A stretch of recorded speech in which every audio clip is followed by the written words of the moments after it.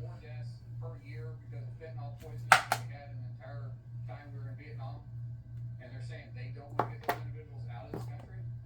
I'm sorry, you absolutely have no place to be serving in Congress.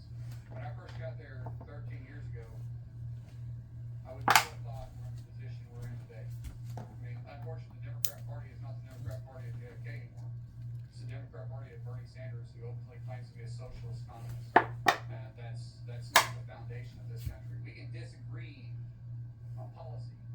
We will not have an argument when it comes to the foundation of